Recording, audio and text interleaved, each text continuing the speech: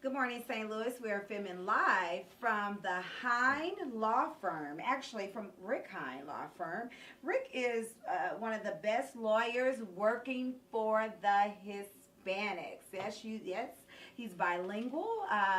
He is very well known. He's been featured all over the U.S. and outside of the U.S. And I just want to tell him that I'm grateful for letting me use his space with Missouri candidate for state auditor, Republican candidate, Sandra McDowell. Sandra McDowell, she is up and coming, on the rise, a non-career politician who she's catching the eyes of many, both Democrat and Republicans. She is a common sense thinker. She is a family woman. She's been in the Air Force, and she just understands life. She understands people, and she understands that we have real problems. And she wants to lead Missouri in a way where we haven't been led in some years. Sandra, let's tell your viewers a little bit about you. Sure, thank you.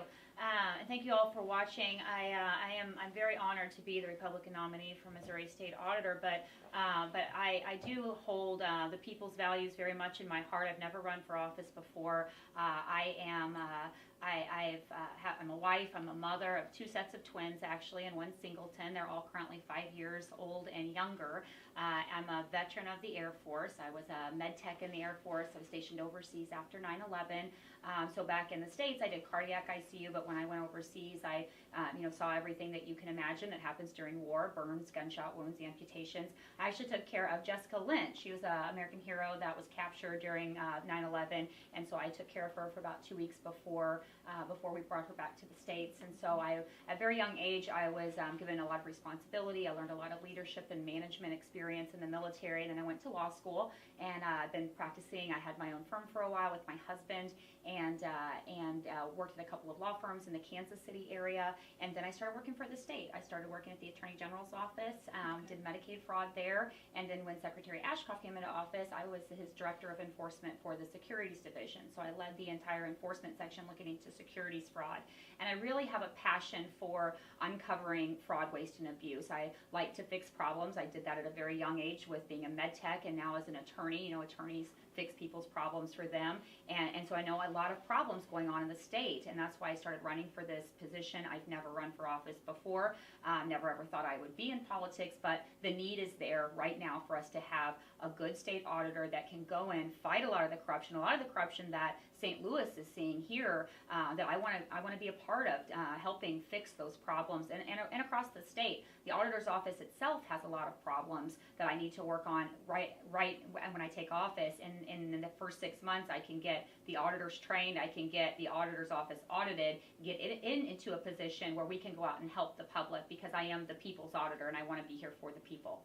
Wow, you just kind of took my breath away. I think that's the way that to me, the non-career politicians, they're coming in and they have the good heart. And I know people say, well, you're going to be a politician, you're going to play dirty, you have to play dirty, you have to do X, Y, and Z. And I don't think that's necessarily true, because I'm running for office, and I'm not going to play dirty. You can't run me. And I've seen this in you, and I began to watch you because you have this fight.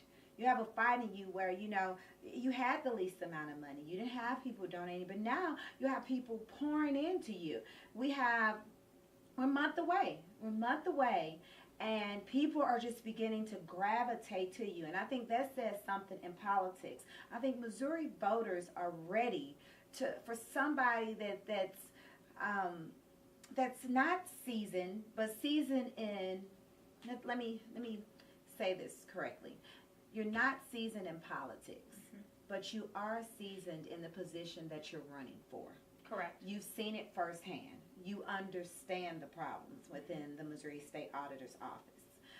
And around Missouri, across Missouri, just all of Missouri, not just St. Louis, Missouri, not just St. Louis County, but all of Missouri. So what I want to do, this interview right now, because there's been, I know there's been a lot of shots taken, and for me, with Straight Talk, I give it straight. But what we're going to do is we're going to class it up a little bit. We're two women, and we're two mothers, and we're two patriots, and we are going to class this interview up. So we're not going to take shots. What we're going to do is set the record straight. And that's what both Randall and I stand for. So let's set the first thing straight. This is what you're being bashed for. You're being bashed for your residency. Let's I've already looked into it. You can run. No one can do anything about that. Correct. And I would never have run for an office like this if I didn't feel like I was qualified for this position. This takes a lot of time, energy, time away from my family, hard work on the road, going across the state, meeting the people. And I would never put myself out there and deceive the public into thinking that I am qualified for something when I'm not. And so as an attorney, I've looked into the case law on the issue. Kip Bond's case was on point where he was outside of the state. The 10 years prior to his election, they ruled in his favor that he did meet the residence requirements. And actually, my facts are much better than Kip Bond's facts.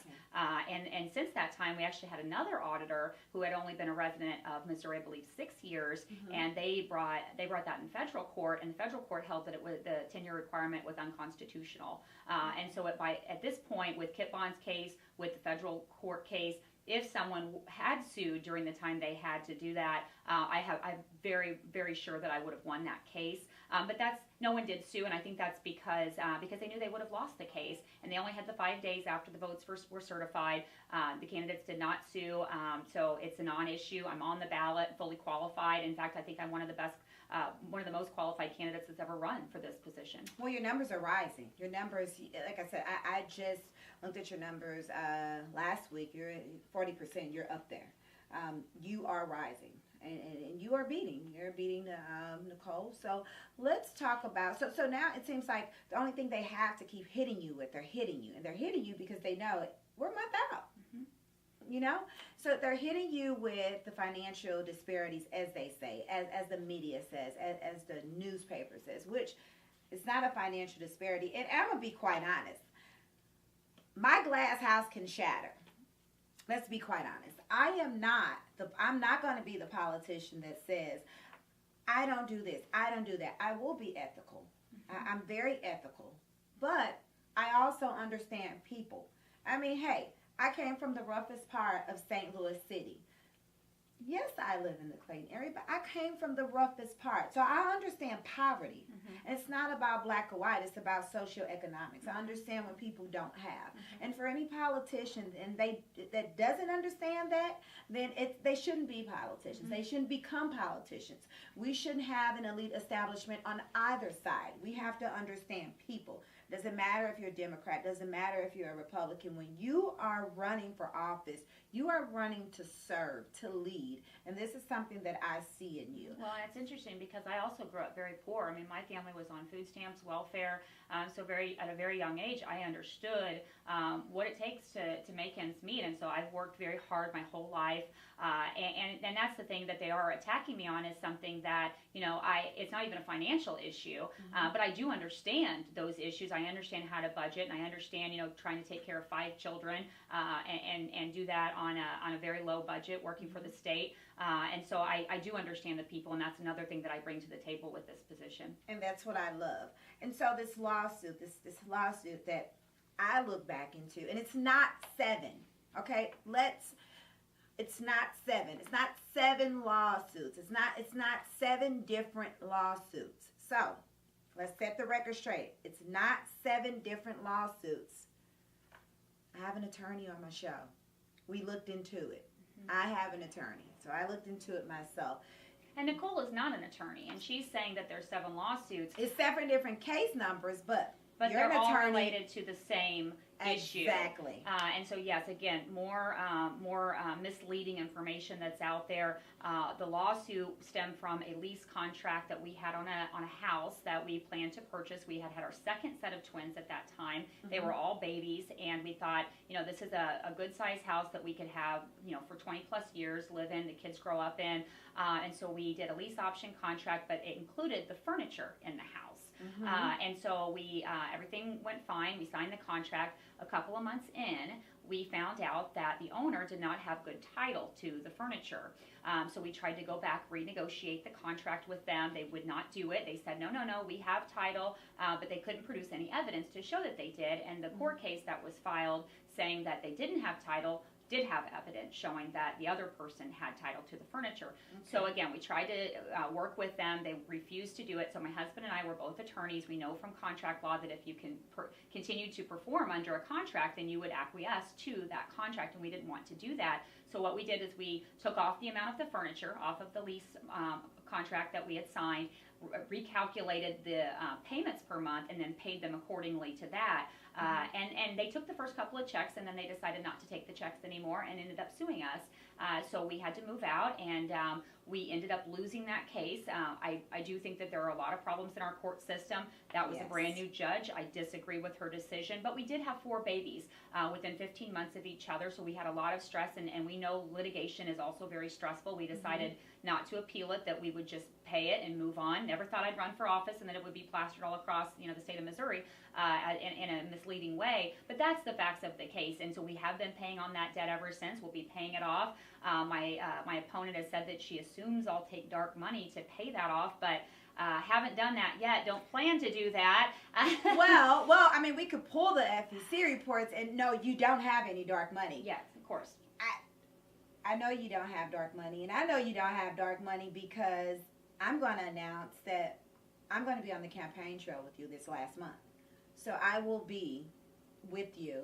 I will be with you heading your communications division. I am going to help you. That's wonderful. And I know that you don't take dark money because I pulled the report. You don't have any money, but you're just getting money. Exactly. You're just getting money. So you're not the politician that you've been given $1 million.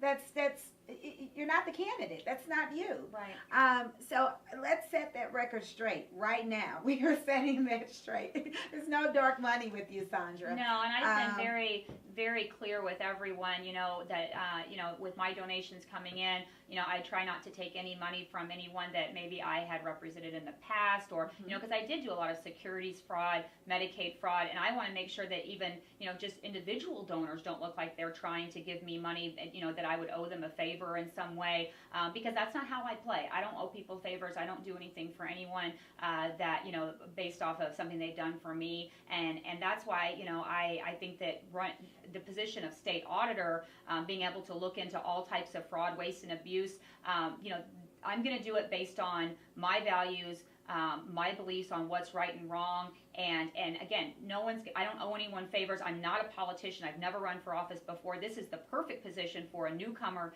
to come into to fight all the corruption that's going on in Missouri. I like it, and I want to piggyback off something that you said with this lawsuit. I think that this is a fight amongst a lot of residents. It's a lot of landlords that are getting over in the state of Missouri that are slumlords, and I mean, it's I didn't know that until very I started corrupt. talking about it, but yes, people have a lot of problems in real estate. Yes, they do. Real estate is a give or take here, and for I even had tenants in the past, and from my experience, it's really, it's at the landlord. It's kind of everything is given to the landlord. Everything is given to the owner, and it's not right, because what about that person? What about that poor person? What about you? What about the family that has 4 children that cannot? And you're doing the right thing. You're paying. You're giving X, But again, Y, and I know Z. how that feels because I've gone through it, and Exactly. so and that's why I'm so adamant against fraud, because I feel like I have been a victim of fraud, and so who better to fight that kind of behavior than somebody that knows how it feels? And so again, people that have had those issues in the past, I'm going to be able to relate to them and understand how they feel so that I can help them in those situations. I think in politics right now, it's 2018, that's what we need. We need relatable politicians. We need people that can get down on the floor with you, ground zero, that can speak out for you and say, you know what, I've been through X, Y, and Z. Or I haven't, but I know someone that has, and I understand. I understand everything you're going through. And if we can't have politicians like that, I don't think that they should be serving. I know you and we discussed some term limit issues.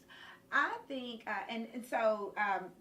both you and and Rick, we kind of discussed some things behind the scene before we came on. And I think, what do you think about this? I kind of throw questions out because I want to get a feel of politicians and how they feel. And so I think there should be term limits, and I know you said you think as well. But then Rick brought up a valid point where, what about the non-seasoned, maybe it's a state rep. Maybe it's, state senate, and they're just getting their feet wet after 6 years, because policies and procedures, it's a lot to learn. It's a lot of governmental policies, procedures, things you have to go by. And if you want to be really good at what you do, is 6 years enough? And then with all the bickering and fighting amongst both parties, is that going to be enough? Yes, you might be seasoned in understanding the bickering and fighting, but can you really do what you want to for the people? You get stuff done. Right. But I thought about, what if we have term limits for certain offices? Maybe on a state rep, state senate level, maybe you need a little bit more. Maybe it's not enough time. You're not given enough time. I think that's where I would agree with you there for sure, is that I've talked to some of the reps that are terming out this year, or have termed out, and that's their concern too, is that it takes, the first 4 years, they are getting their feet wet. They're understanding what their job is. They're working with each other, building those relationships that you really need to be able to work better together. And so after that first term, now they're into their second term and things are going well. They're starting to get some things done, but now they only have 2 or 3 years left. And so and they're done, and they don't have the time then to come back and teach the newcomers. They're just getting their stuff done. So you're losing that level of experience and wisdom that I think that we really want to keep, especially in those kind of positions. Like you said, maybe certain positions you want to have that in, so that they can come back and mentor the younger ones, and we're losing that part. So 8 years to me, I do agree that term limits are a good thing. 8 years might be a little too low for me. 12, 16 might look better. Yeah. So I would probably be more, a proponent of that. I don't want to call it Dirty Missouri, because I said we're going to class this show up today. I'm not going to be so bad today. I'm kind of known as a bad girl. I'm not going to be a bad girl today. I'm going to be very good. So it's not Dirty Missouri, but it's not for Missouri. It does not represent what I think that people would want to see represented with redistricting. Clean Missouri, what it does, and now I think we're trying to call it Prop 1 because on the actual ballot they've taken off the title Clean Missouri, but that's what was supposed to, I think, originally be on there. Okay. And and it's kind of deceptive. I'm sorry. It does. Clean Missouri. It's making you cough. It's terrible. It's making me sick, physically sick. So it does a lot of things. So it limits lobbyist gifts. It restricts the amount of time a politician has to wait to become a lobbyist. And so it sounds good because people are all, they want to make sure lobbyists don't get too much or don't get, a lot of gifts and things. So start reading this and it looks really good. But then what the initiative did in the beginning was it tacked on redistricting to the bottom of that, trying to tack on redistricting, changing hands to where it's currently at with an unbiased process, and giving it over to the state auditor. And that's why it's so important in this race at this time to get a very a truthful auditor that has integrity and understands transparency. Because this could be very bad for our state if redistricting was in the wrong hands. Mm-hmm. So since that time, Secretary Ashcroft has actually put the redistricting part to the top of the ballot. So I don't want people to misunderstand where it's on the ballot, because it will be Prop 1. Redistricting will be at the top, and then they'll talk about the lobbyist gifts. But let's talk about why that is bad, and that's why it's dirty. So currently, like I said, redistricting is a very unbiased process. Both sides, Republican and Democrat, have equal amount of people that come to the table to draw the lines, the districts.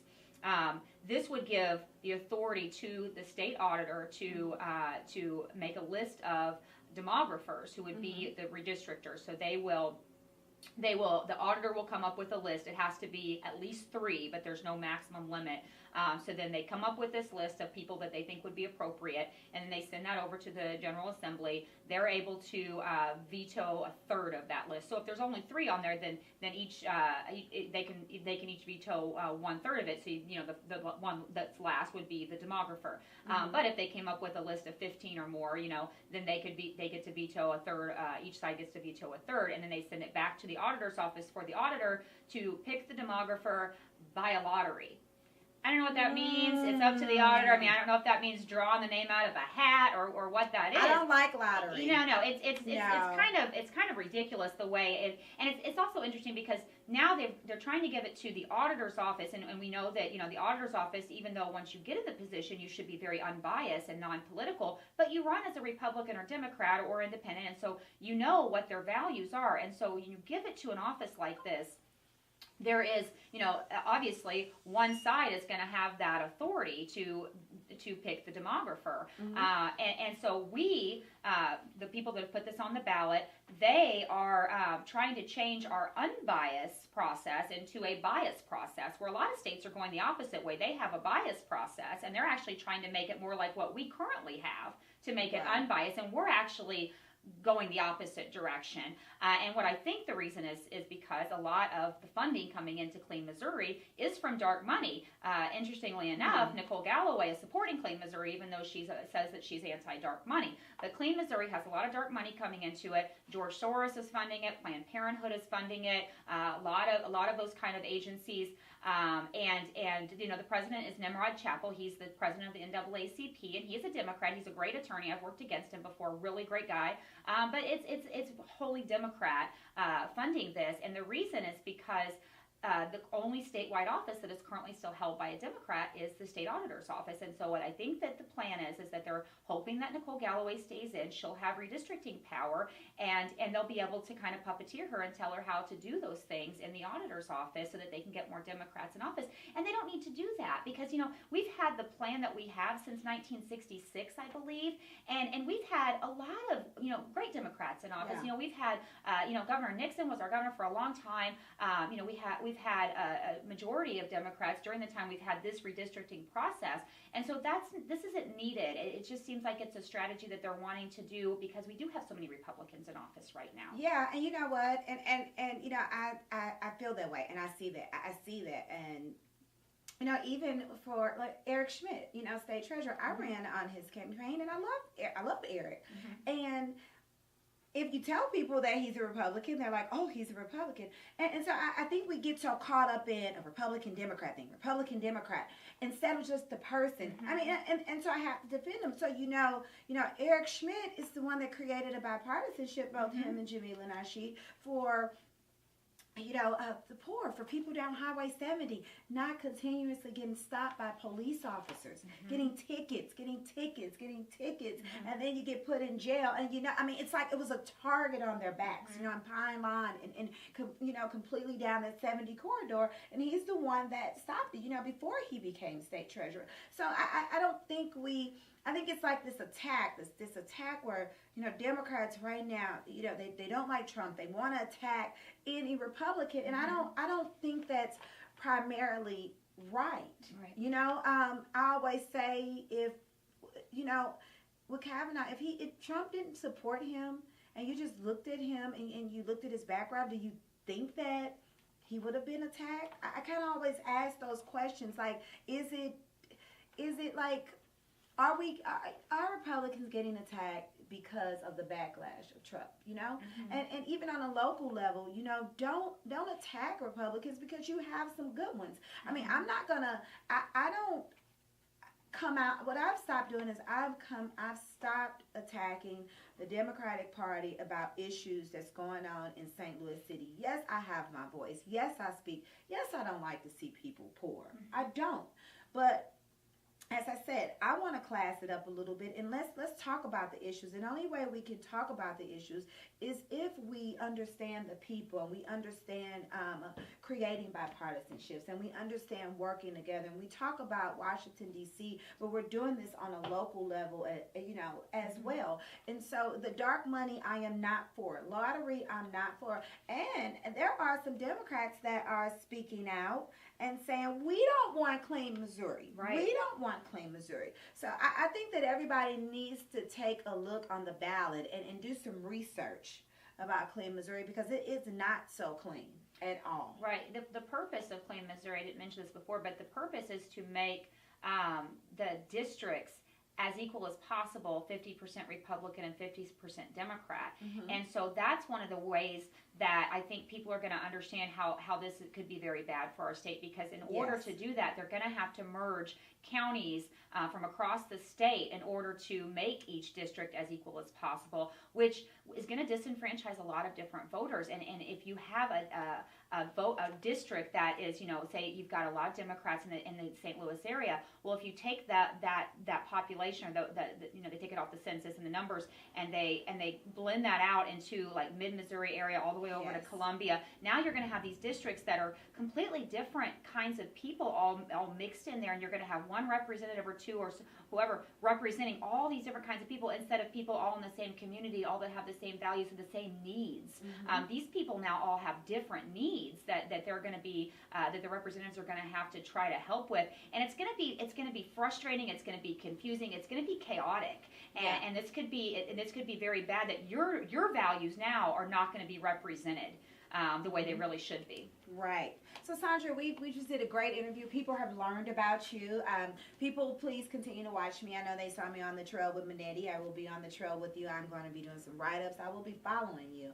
And I want to learn about you. And I do these write-ups, and I go on the trail with you all because I want the voters to see actually who you are, what you stand for. What do you, when a candidate gets out and they fight for this position, and not just fight, I'm coming out when it's time for me to run. I'm coming out, 1 week before the general. Mm-hmm. When you get out and you've been doing this every day, it makes me fight harder in communications and media. Mm-hmm. It makes me look at you, and it makes the voters begin to pay attention to you, and not because it's a political scheme or anything like that. It's because I want people to understand the voting process. Mm-hmm. I want people to understand your position, because it's a lot of people that only understand an alderman position. Mm-hmm. They only understand the mayor's position. But we need to understand local Missouri politics, and all the way up to Jeff City, mm-hmm. the state auditor, state treasurer, even the governor, lieutenant governor.